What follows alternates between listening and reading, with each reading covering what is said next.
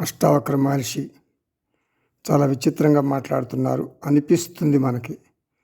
ఏమంటున్నారు? నీవు నిత్యమైన ఆత్మవు. ధ్యానంతో అంటే మెడిటేషన్తో నీకు అవసరం ఏముంది? మెడిటేషన్ కూడా విడిచిపెట్టు. నీవు సగుణ ఈశ్వర ధ్యానం కొంతకాలం ఆల్రెడీ చేశావు. కొంతకాలం నిర్గుణ ఈశ్వర ధ్యానం చేశావు.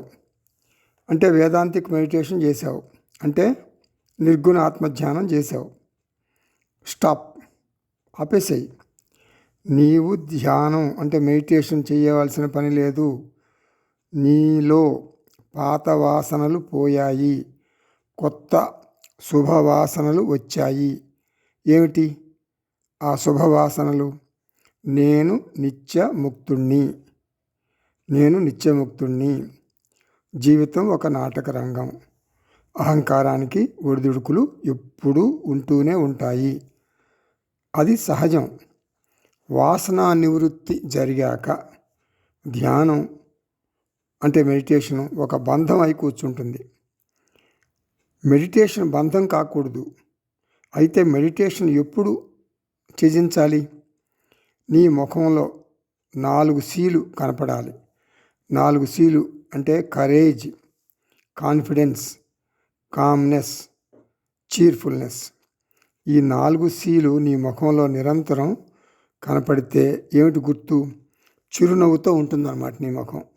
నీ ముఖంలో నిరంతరం చిరునవ్వు ఉండాలి. అప్పుడు త్యజించు. ధ్యానం ఒక వ్యసనంగా మారకూడదు. అంటే ఎందుకు చేస్తావు ధ్యానం? నేను నిత్యముక్తుణ్ణి అనే ఆలోచన స్థిరంగా మనసులో నాటుకోవటం కోసం మనం మెడిటేషన్ చేస్తాం. మెడిటేషన్ ముక్తి కోసం కాదు. నీకు ముక్తి ఎప్పుడూ ఉంది.